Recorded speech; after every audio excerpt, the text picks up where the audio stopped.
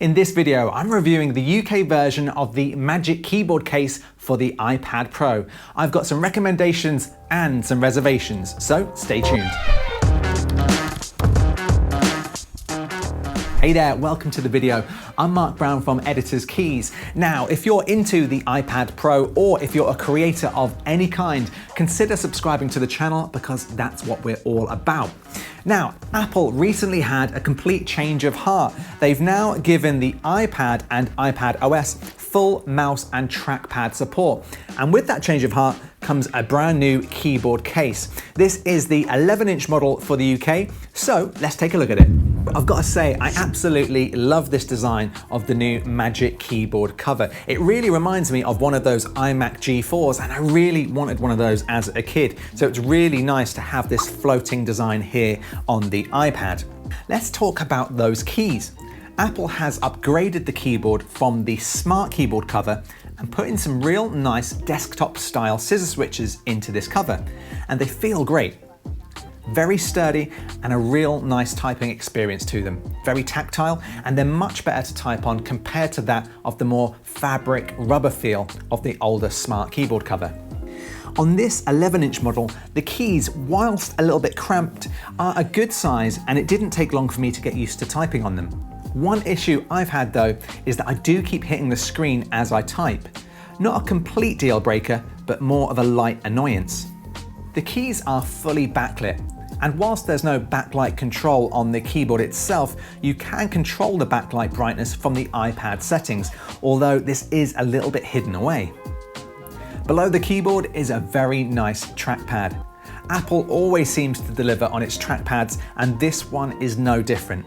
From the photos, I thought this would be a little bit too small, but you know what? It hasn't caused me any issues just yet. To help you keep your fingers off your screen, Apple has added its multi-touch gestures to the device, which make it much easier to work your way around your iPad. You can two-finger scroll, right-click just like on a Mac, and use 3 fingers to go home, swipe between apps, or open the app switcher. All really nice, and it really just ramps up the productivity you can get from the iPad. I love the way that Apple have implemented the cursor support too. It's a tiny circle that actually reacts to the position you place the cursor in. Pretty cool. If we look around the case, it has the same rubber feel as the previous Smart Keyboard. I'll be honest, I'm not a huge fan of this as it does attract a lot of fingerprints and scratches very easily. The Apple logo is debossed on the back, and there's of course a gap for the cameras of your iPad. Now let's talk about this new hinge system. I do love this design. You pull it back to this angle, then use the top to angle it back even further.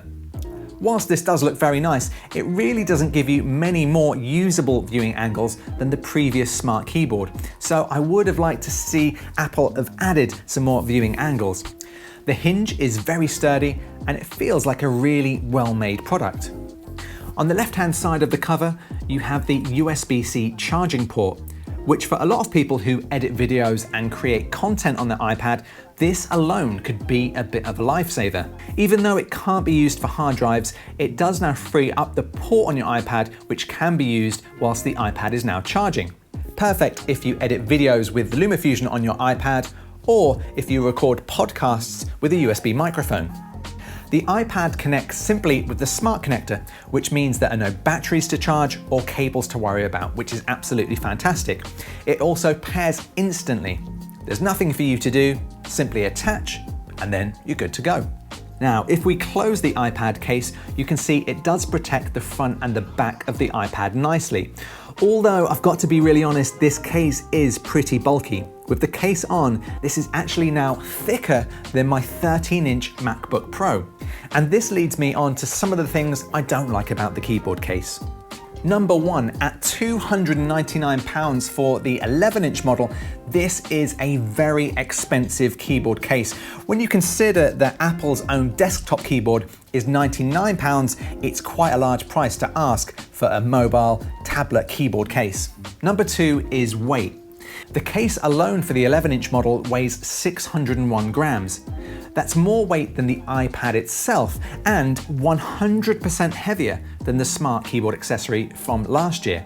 So something to keep in mind if weight is a big factor for you. Now, I don't want to slam Apple too much for this because I think the weight does add a real purpose. You know, it's very sturdy, and I think if it was any lighter, every time you tapped your iPad, the case would just flip over, which isn't great. Also, the keyboard is very sturdy and it makes it great for working on your lap. I know the Microsoft Surface keyboard range had a problem with the keyboard being a little bit too flexible. So the weight does serve a purpose, and I think it's needed for the product to be effective. And number 3 is the lack of F-row keys. This one isn't an absolute deal breaker for me, as you do have the physical volume keys and Action Center is available with just a tap, but it would be nice to have a couple of extra keys along the top. Okay, so I've been using this Magic Keyboard case for a few days now. I've been typing out emails, writing scripts, and getting some work done on it. And I've been doing that on the sofa and on my desk, and I've got to say, it gives you a better typing experience.